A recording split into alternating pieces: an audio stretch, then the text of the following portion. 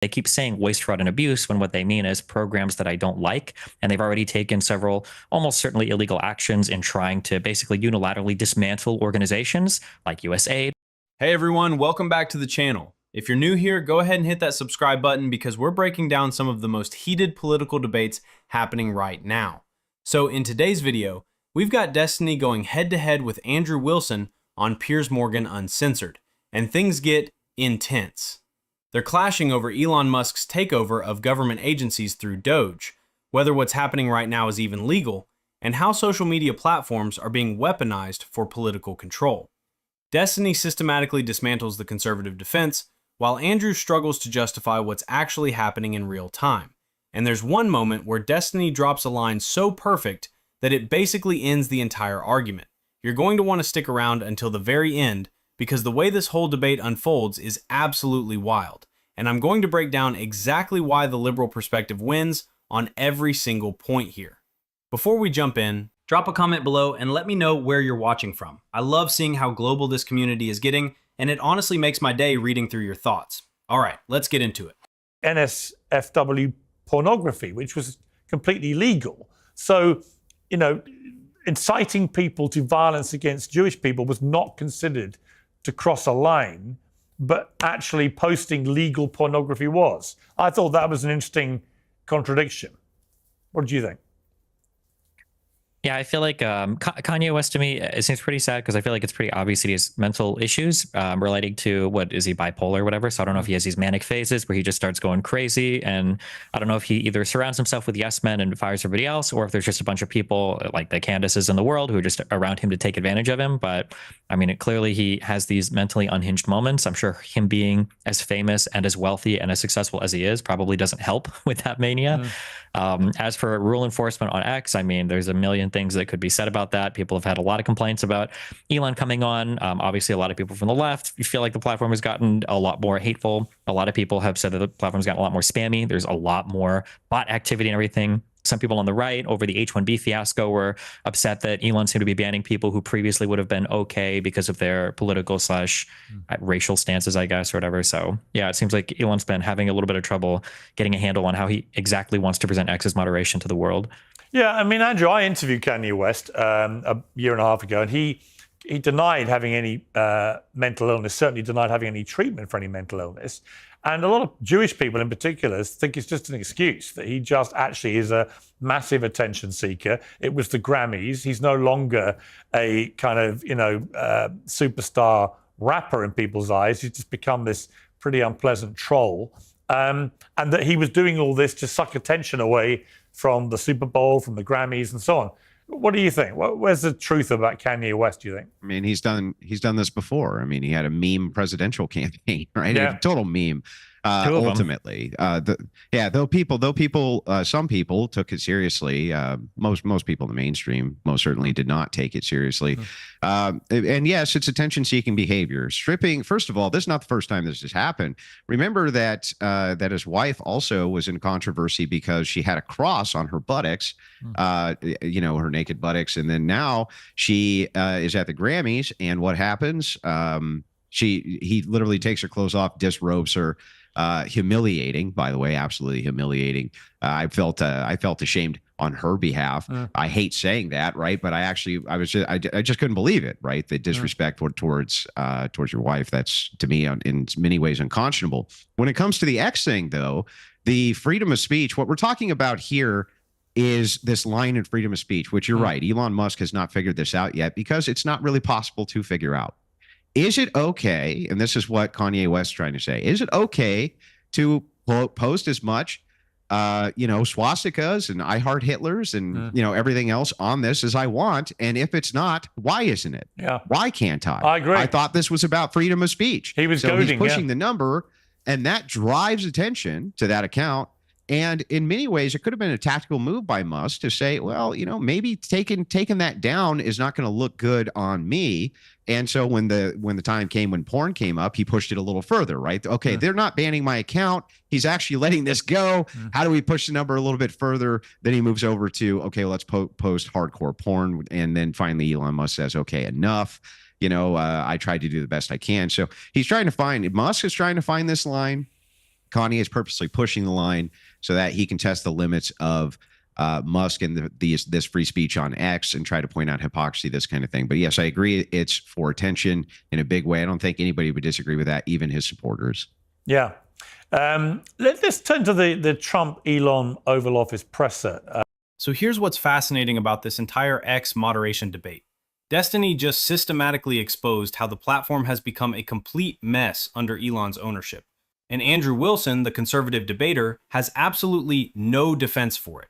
When Destiny said, obviously a lot of people from the left feel like the platform has gotten a lot more hateful. A lot of people have said that the platform's got a lot more spammy. There's a lot more bot activity. He's describing what everyone sees daily on that platform now. But here's the brilliant part. He doesn't stop there. He points out that even people on the right during the H-1B controversy were furious because Elon started banning conservatives who criticized his immigration stance. Think about that. The free speech absolutist was censoring his own base because they disagreed with him on policy. That's not principle, that's just power.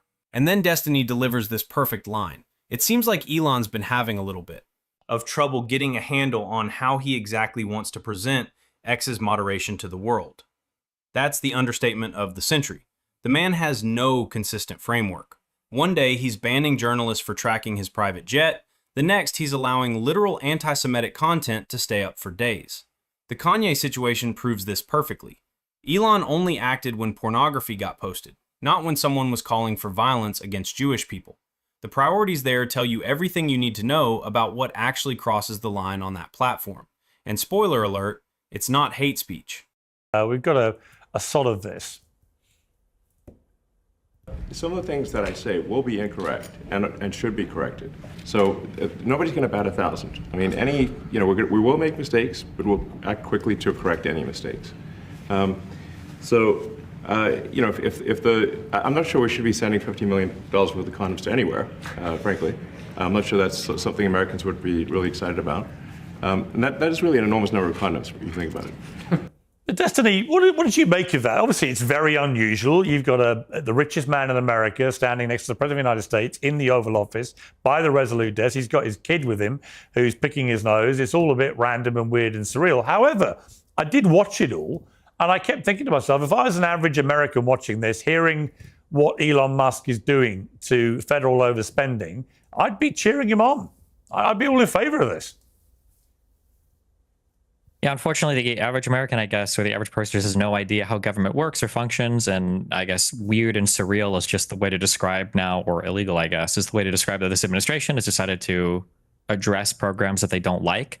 If you want to cut down on waste, fraud, and abuse, I don't think anybody would necessarily have a problem with it, but they keep saying waste, fraud, and abuse when what they mean is programs that I don't like. And they've already taken several almost certainly illegal actions in trying to basically unilaterally dismantle organizations like USAID that have been independently authorized by Congress that the president doesn't have the ability to do, to dismantle unilaterally. And now you've seen TROs coming out from the judiciary that's telling him, hey, you have to stop. There was the one on the federal spending freeze that not only was a TRO issued telling him that you have to stop freezing these funds. Now another judge has said you are violating the TRO. You need to stop this immediately.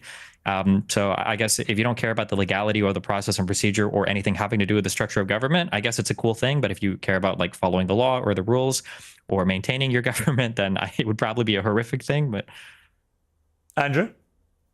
Yeah, you got this idea. I've heard Destiny kind of talk about this before.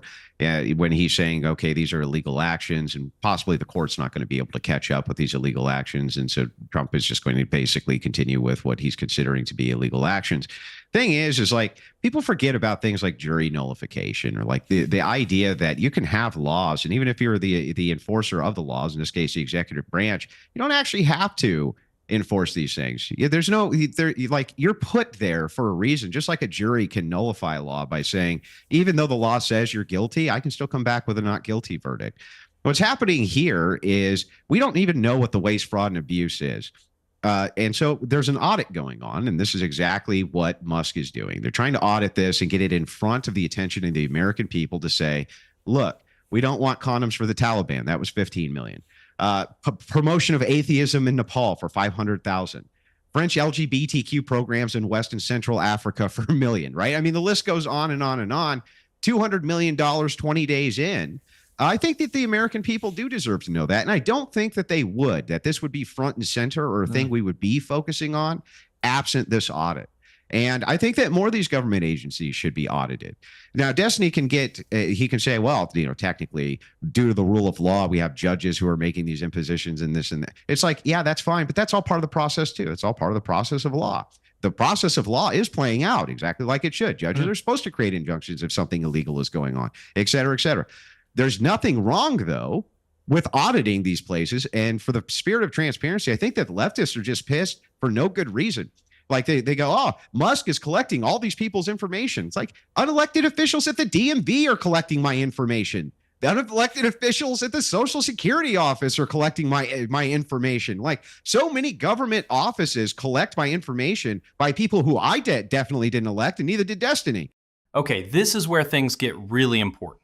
Destiny just laid out the fundamental problem with what's happening right now in our government, and Andrew's response completely misses the point. When Destiny says, unfortunately, the average American, I guess, or the average person has no idea how government works or functions, he's not being condescending.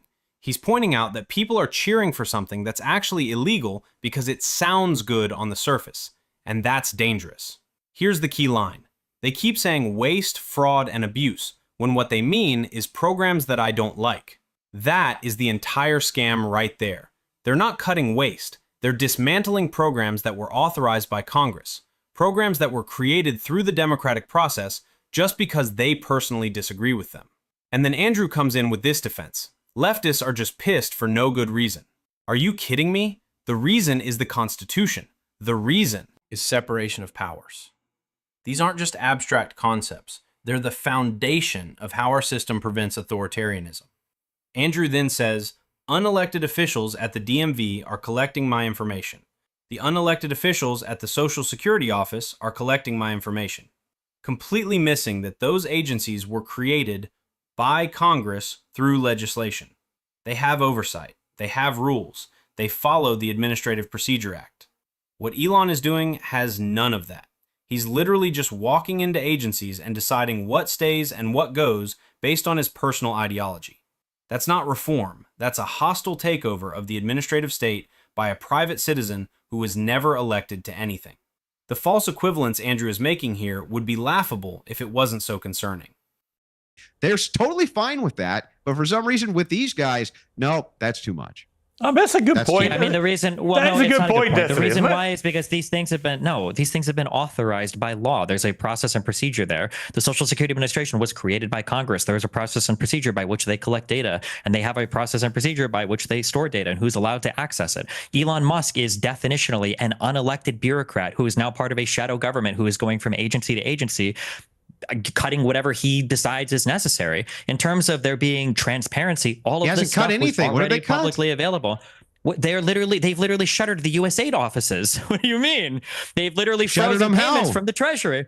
Yeah, shuttered them as they tried to give a mass recall saying all the employees needed to come home, which was stopped by a TRO, by a judge. And now a lot of these programs, there was just recently a report by the head of the Treasury guy who now is fired, who was saying that there's a whole bunch of food and stuff that we've shipped to other countries. It's just going to spoil because now we've cut off funding and money for it. All of these things have just been unilaterally cut by Elon Musk and Trump without any authorization from Congress, despite the fact that Congress was the one that authorized the funds for these programs and authorized these offices and agencies. If you want to remove all of these things, that's fine. If you don't want $500,000 being spent for trans ballets in Nepal for atheists or whatever, that's fine. If you don't want it, then Congress has to defund it. That's the way that this process works. It's not up to the president unilaterally to decide what he likes or doesn't like. That's already been passed hang on. by the Congress. Well, hang on. It's not up to you. That's actually, I was going to say, look, that's not actually correct. He's entitled to do this, and then there can be legal. Absolutely not. Well, hang on. Then there can be legal challenges, and Trump made it clear in the Oval Office yesterday he would accept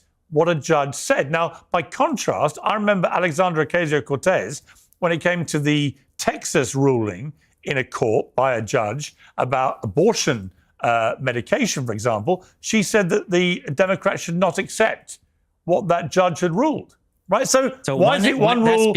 Why is it one rule for Democrats that they can ignore a judge's order with impunity? But when President Trump says, if you want to challenge this, no problem, I will accept the ruling of the judge.